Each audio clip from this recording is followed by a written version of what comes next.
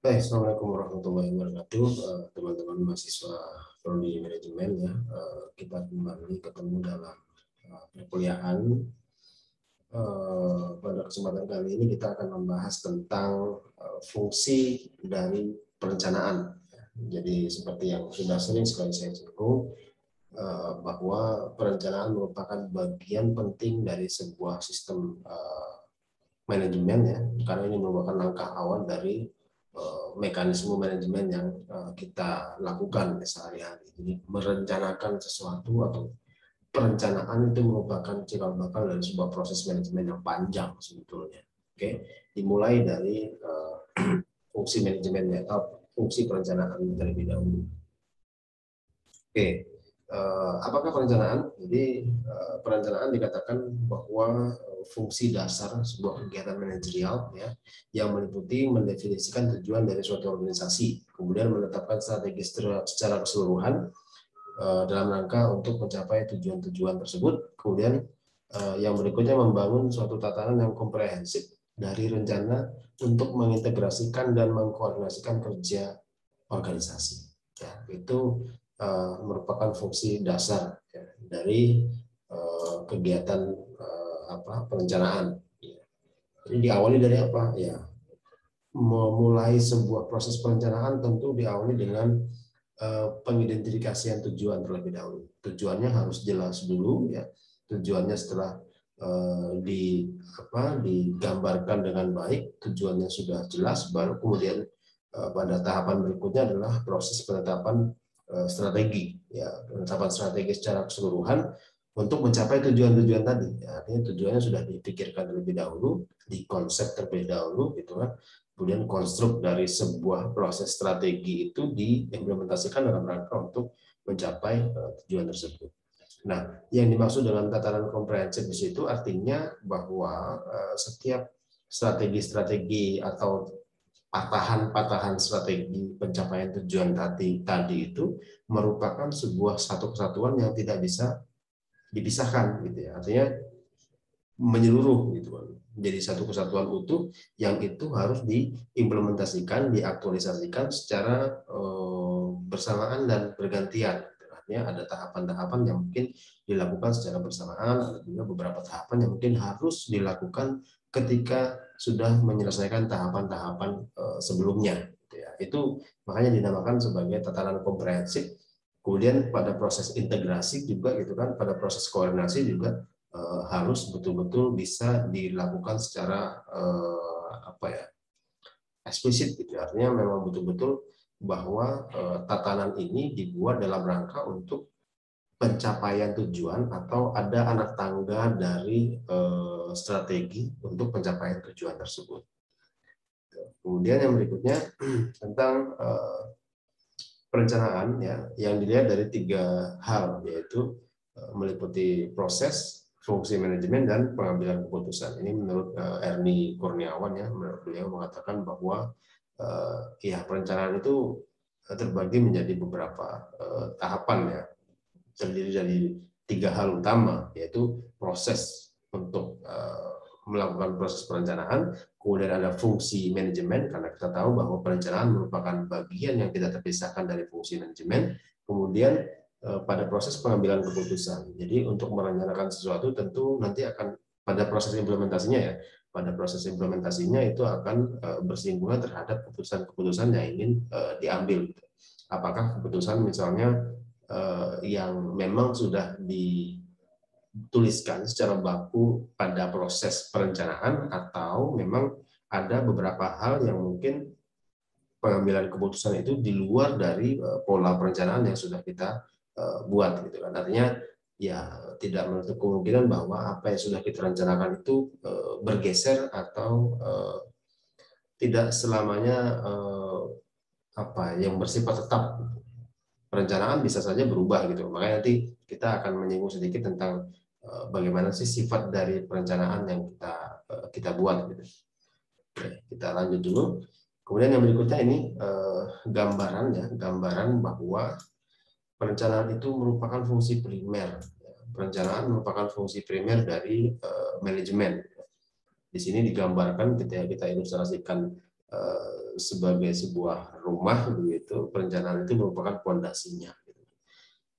Pondasi yang itu merupakan cikal bakal dari berdirinya sebuah rumah. Ketika kita anggap bahwa pekerjaan konstruksi terakhir atap rumah itu merupakan tujuan, maka harus dilakukan proses penataan pondasi yang baik sedemikian rupa agar mampu menopang tiang-tiang tadi. Tiang-tiangnya apa ya, aktualisasi diri tadi, aktualisasi, kemudian ada kontrol, ada organizing.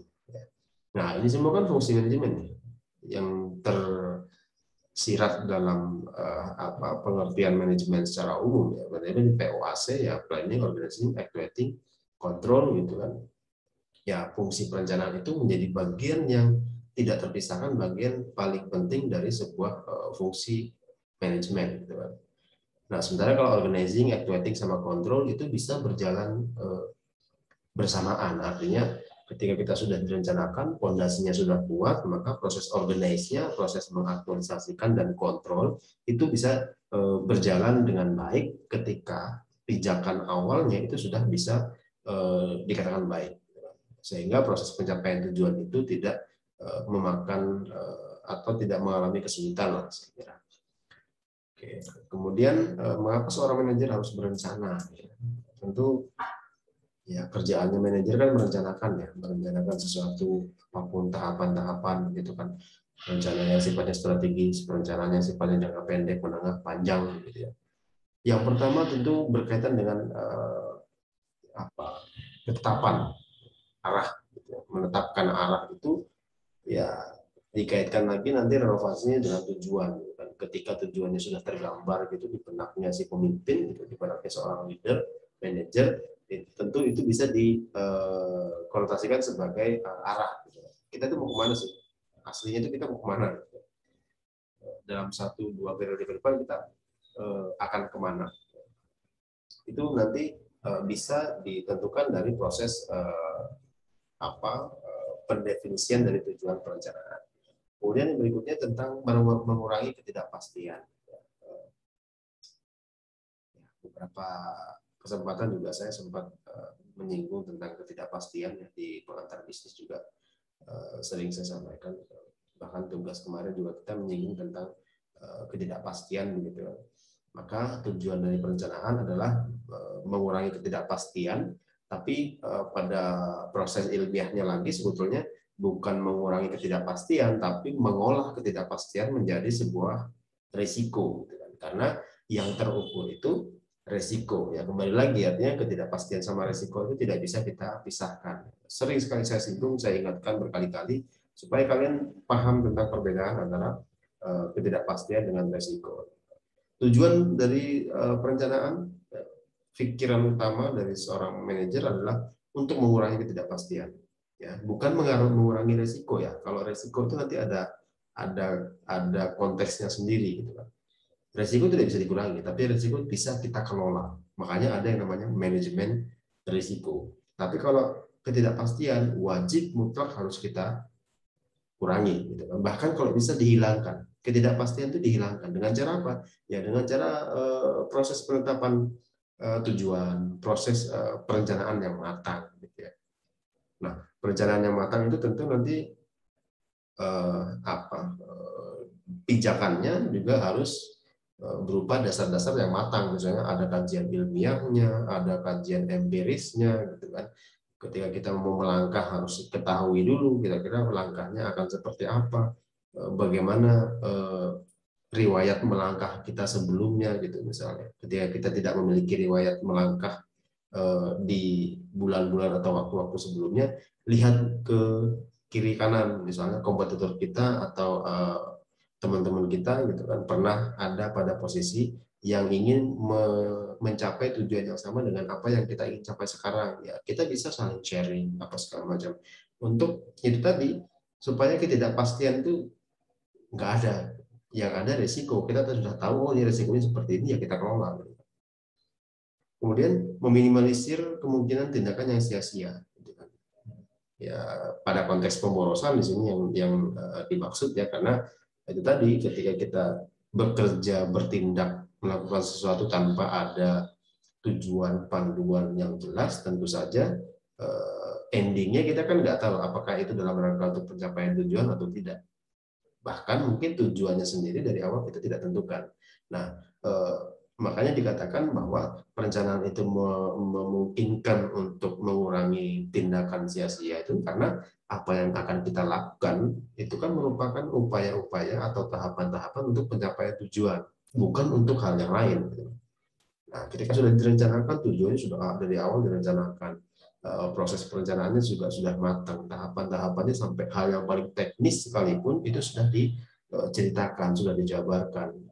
Ya kita tinggal implementasikan, itu tinggal aktualisasikan saja. Ya, fungsi kontrol gitu kan. Ketika ada yang sudah keluar dari jalur, keluar dari rel gitu misalnya dikembalikan lagi. Agar apa ya, agar tujuannya tadi, perencanaannya tadi tidak sia-sia gitu kan. Perencanaan untuk pencapaian tujuannya tidak akan sia-sia.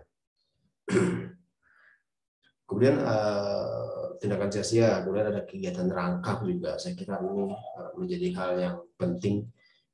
Di awal pertemuan saya sudah sampaikan bahwa proses organizing itu memungkinkan para manajer itu untuk mengontrol agar kegiatan-kegiatan atau kerjaan-kerjaan itu tidak tumpang tindih.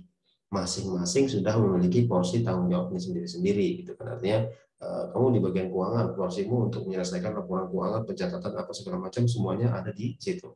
Ya.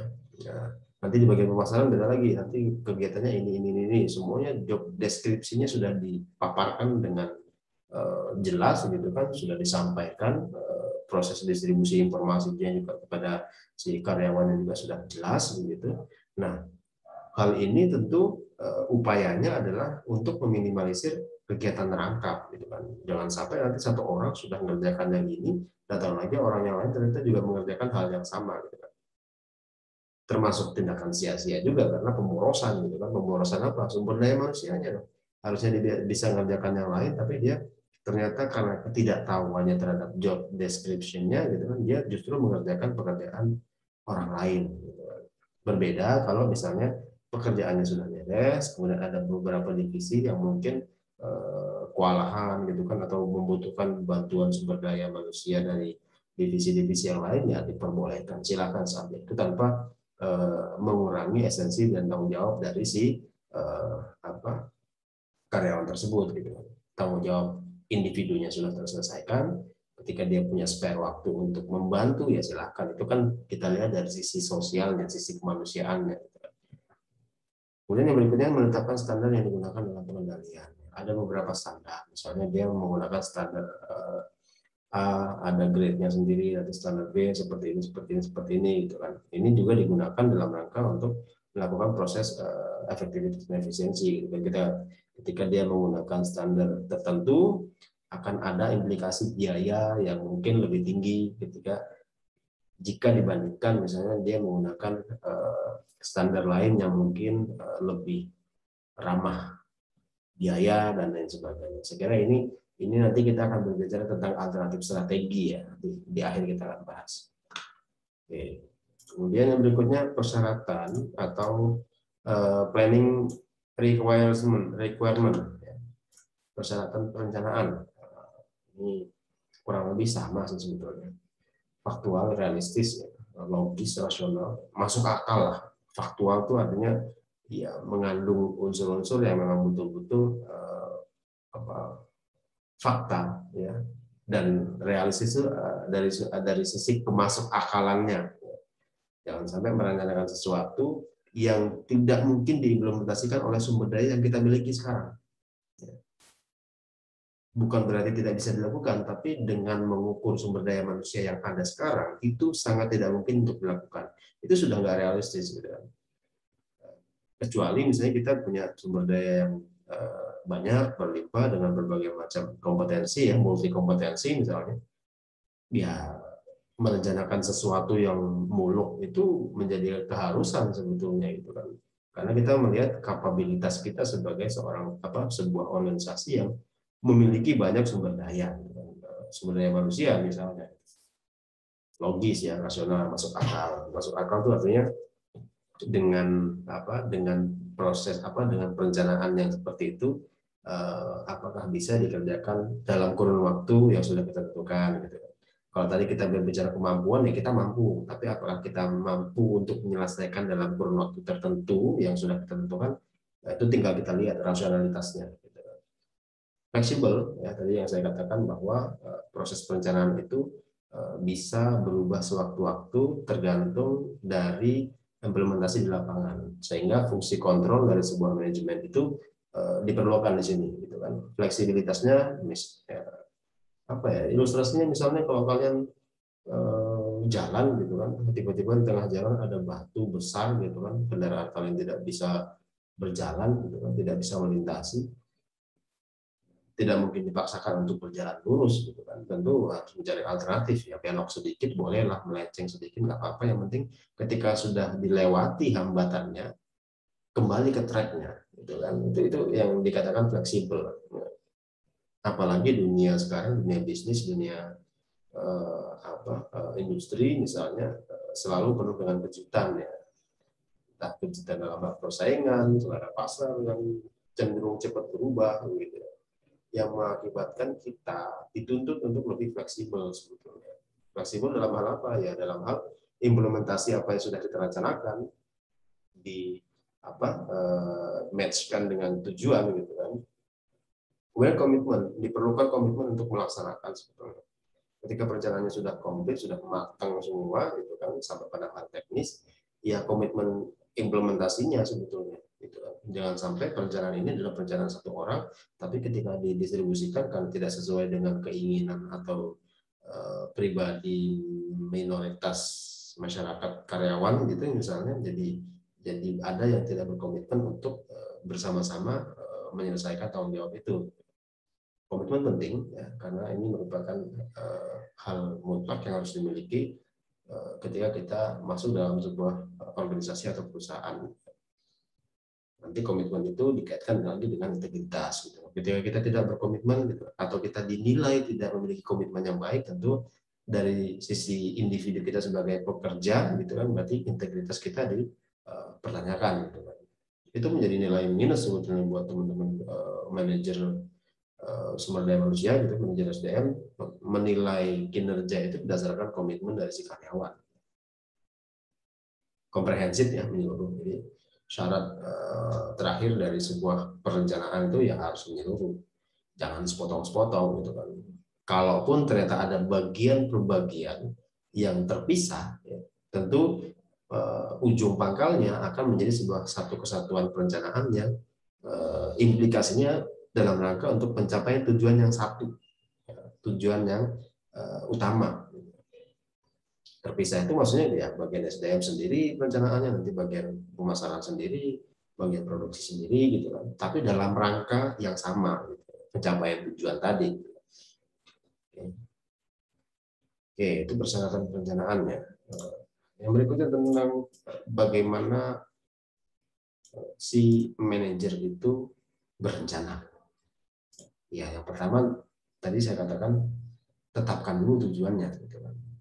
Kemudian yang berikutnya tentang implementasi rencana sendiri. Kalau tujuan kita ngomongin tentang tujuan yang diinginkan oleh individu, kelompok atau secara organisasional gitu. Kemudian itu dijadikan pedoman sebagai arah ya bagi semua keputusan manajemen dan membentuk kriteria yang digunakan untuk mengukur hasil pencapaian kerja. Ya. Nanti kita proses perencanaannya, tentu dokumen yang merangkum cara pencapaian sasaran juga harus betul-betul pasti kalau kita berbicara tentang SOP, standar dan sebagainya, semua sudah terstandarisasi dan tertuang ya dalam sebuah dokumen, sehingga ketika kita membutuhkan sebagai bukti empiris ya, itu bisa dijadikan sebagai acuan.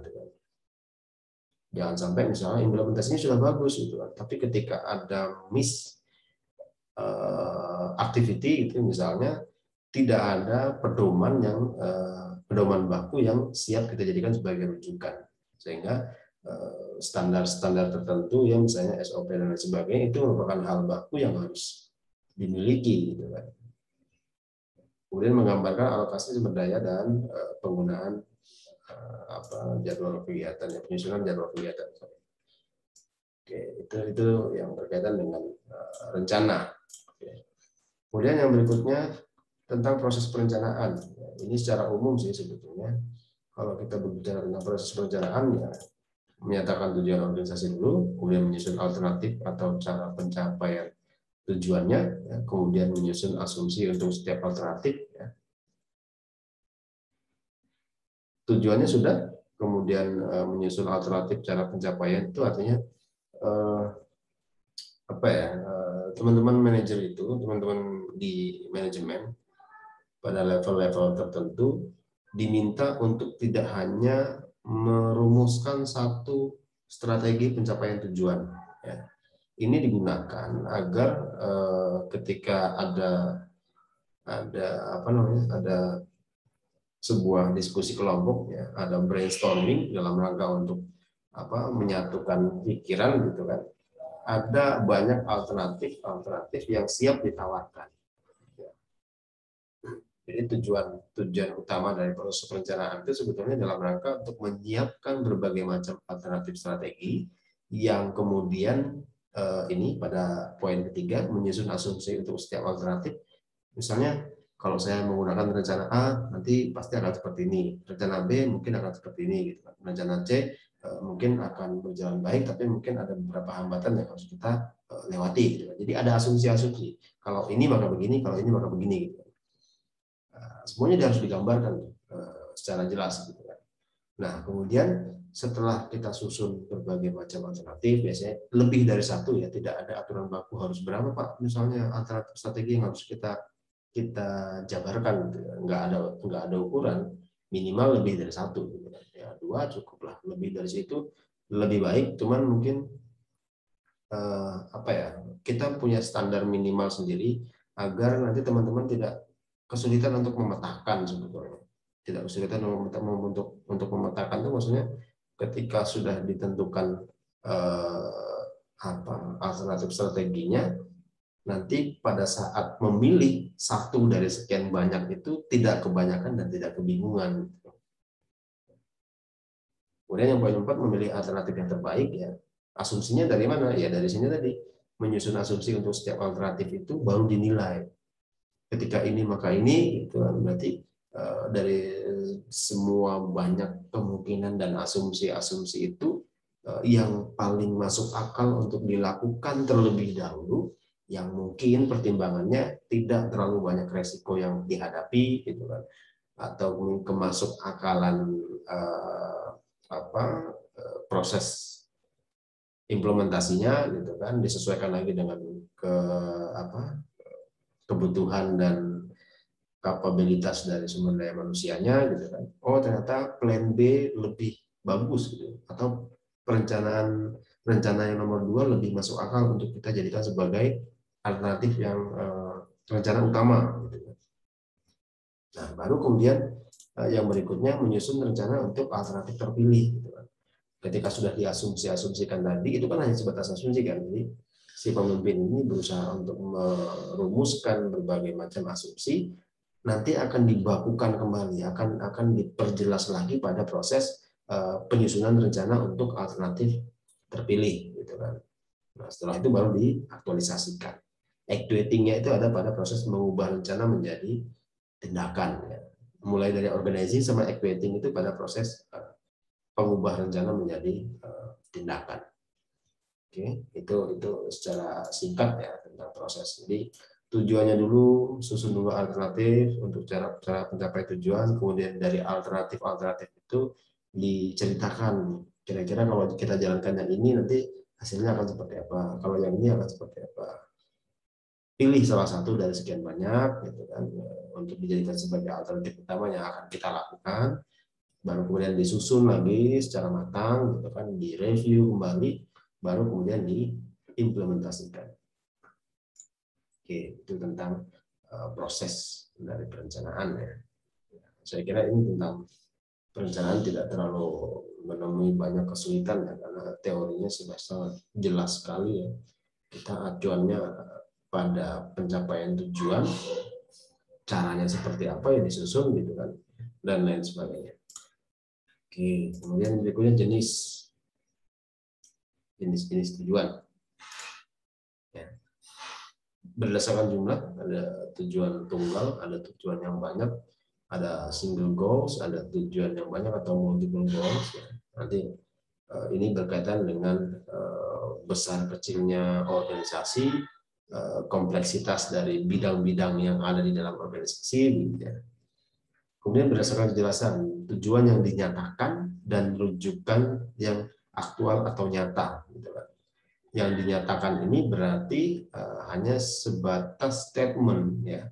Jadi tujuannya itu hanya statement, misalnya kayak kita untuk tahun 2022 harus menjadi sebuah perusahaan yang terkenal gitu misalnya. Kalau terkenal nanti ukurannya seperti apa? Terkenal pada level lokal, nasional, atau internasional gitu kan. Tidak ada kejelasan tentang hal yang kita sampaikan, yang kita nyatakan. Berbeda kalau misalnya ada rujukan aktual, ya. Rujukan aktual berarti kita punya dasar. Kalau kita misalnya terkenal pada level tertentu, ada keterangan skalanya, itu berarti pada rujukan aktual atau nyata. Jadi ada kejelasan tentang apa yang ingin kita capai. Gitu kan. Meskipun sebetulnya ini juga yang dijadikan dalih ya untuk teman-teman manajer atau pada level-level strategis itu untuk meluaskan pola pikir dari si karyawan, artinya ketika kita berbicara unggul gitu kan, ya unggul pada level apapun, ketika kita sudah sampai pada batas waktu yang ditentukan, kita bisa mengklaim, ya. Misalnya kita punya visi unggul tahun 2025 gitu. Sudah 2025 nih, udah lewat gitu kan visinya. Akhirnya direview, ditinjau ulang, dilakukan proses istilahnya evaluasi gitu kan. Oh, ternyata kita sudah unggul, tapi unggul pada level lokal gitu, misalnya tidak ada kompetitor pada level yang lokal. Tapi kalau kita berbicara unggul nasional atau internasional, justru ini mungkin belum tercapai, atau beberapa persen yang mengalami ketercapaian, ada beberapa persen yang tidak gitu misalnya. Beda kalau misalnya diaktualisasikan dengan beberapa rujukan-rujukan tertentu yang itu bisa menggambarkan tentang unggul pada level apa. Saya kira semuanya memiliki dasar yang kuat ya, artinya kembali lagi saya sampaikan bahwa visi itu kan merupakan sesuatu pernyataan yang hampir tidak bisa terwujud. Saya sering sampaikan kepada teman-teman mahasiswa, kalau kita ngomongin visi itu jangan ngomongin sesuatu hal yang sangat realistis, tapi ngomonginlah sesuatu hal, tujuan jangka panjang yang hampir tidak bisa tercapai. Tapi bisa dicapai nggak Pak? Bisa, gitu. Cuman hampir nggak bisa nih. Kita harus kerja keras, gitu kan. Agar apa? Etos kerjanya tidak melemah, gitu kan. Kalau semuanya terukur dan itu sangat masuk akal untuk dikejar, gitu kan. Sementara rentan waktu periodenya juga lama, gitu kan. Dikhawatirkan nanti teman-teman karyawan itu tidak memforsir kompetensinya untuk ngejar sesuatu yang gampang lah, itu paling 1-2 tahun lagi juga tercapai kok, gampang sekali. Visi kita itu terlalu mudah untuk diselesaikan gitu, untuk dicapai. Ya akhirnya kinerjanya tidak optimal gitu. Mudah-mudahan paham dengan apa yang saya ilustrasikan ya, artinya suatu hal yang bersifat abstrak dan hampir tidak bisa tercapai itu merupakan hal baik sebetulnya dalam rangka untuk terus memberikan rangsangan agar teman-teman karyawan itu mau untuk bekerja secara optimal setiap hari. Oke, kemudian berdasarkan keluasan dan waktu pencapaian. Ada tujuan strategis, tentu kita ngomongin strategis ya levelnya level strategis, pemimpin pada level yang paling tinggi gitu kan. Tujuan taktis ya taktikal, teknik. Nanti kita berbicara tentang level-level yang menengah gitu kan. Nah, kemudian yang berikutnya adalah tujuan operasional atau operational goals. Ini ada pada level bawah ya. Tanggung jawabnya manajer pada level bawah. Oke, berikutnya ini jenis rencana, ada berdasarkan kejelasan, ada rencana spesifik, ada rencana direktif ya. Kemudian yang berikutnya ada berdasarkan pengguna, ada perencanaan yang sekali pakai gitu kan. Kemudian ada rencana yang diperlukan secara terus-menerus ya. Rencana sekali pakai sering kita jumpai ketika kita menghadapi sebuah permasalahan yang insidentil ya. Artinya yang memang permasalahan itu tidak rutin kita hadapi, tapi terjadi, kita harus hadapi pada waktu-waktu tertentu gitu misalnya. Ya digunakan proses perencanaan sekali pakai gitu kan. Setelah itu balik lagi pada rutinitas seperti biasa gitu kan. Tapi kalau kita berbicara rencana yang digunakan secara terus-menerus, berarti nanti berkaitan sama apa ya, tujuan berulang. Ya. Saya sering sampaikan juga. Tujuan berulang itu tentu nanti pencapaiannya berulang, perencanaannya boleh dilakukan sekali untuk diimplementasikan berkali-kali. Paling nanti ada beberapa penyesuaian ya, berkaitan dengan hal-hal yang dijumpai atau ditemukan pada saat proses evaluasi. Yang membedakan cuma itu aja sebetulnya. Jadi proses evaluasi perencanaan yang sudah dilakukan sebelumnya, ya, itu bisa dijadikan sebagai rujukan kita untuk melakukan proses perencanaan yang sama plus modifikasinya. Jadi misalnya kita mau apa ya, mau ke pasar gitu kan, mau ke pasar dengan menggunakan jalur yang lama ya seperti itu gitu kan. Oh ternyata ada nih jalan baru gitu kan yang bisa dipakai gitu kan. Mungkin akan memakan waktu dan jarak tempuh yang lebih singkat. Caranya menemukan kan dengan proses evaluasi gitu. Setelah kita evaluasi ternyata ada jalan yang lebih dekat itu kan jaraknya. Besok-besok kalau kita menggunakan kita mau mencapai tujuan yang sama, kita lakukan replan lagi lah, kita sempurnakan gitu kan.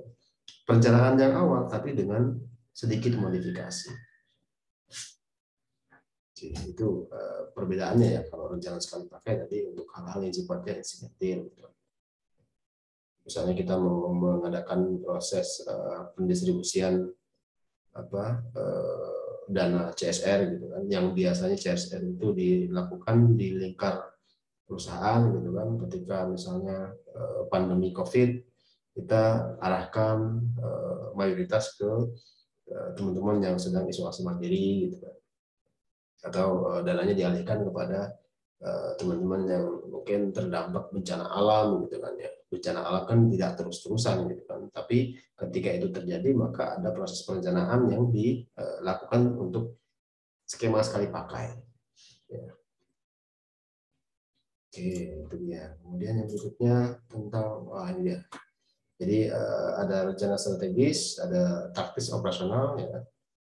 Tentu kalau kita berbicara rencana operasional untuk pencapaian tujuan operasional, untuk rencana-rencana taktis untuk tujuan jangka menengah atau tujuan taktis gitu ya. Kemudian untuk rencana strategis tentu berkaitan dengan tujuan-tujuan yang sifatnya strategis. Nah, itu nanti semuanya tergabung dalam sebuah tujuan dari organisasi tersebut. Nih, kalau kita lihat ya, level manager beserta perencanaan yang harus mereka buat. Low manager ya perencanaan operasional, middle manager tentang perencanaan taktis gitu kan, top manager berkaitan dengan perencanaan-perencanaan yang sifatnya strategis. Oke, saya kira itu yang bisa saya sampaikan pada materi fungsi perencanaan ya. Ini hal penting yang harus kalian pahami, silakan disimak. Kemudian kalau ada pertanyaan atau ada hal yang belum jelas mungkin bisa ditanyakan ya pada kolom komentar, nanti sekalian absensinya juga di situ. Kalau sempat saya jawab di kolom komentar atau nanti saya jawab pada saat kita pertemuan Zoom ya di hari-hari berikutnya. Terima kasih. Saya akhiri. Assalamualaikum warahmatullahi wabarakatuh.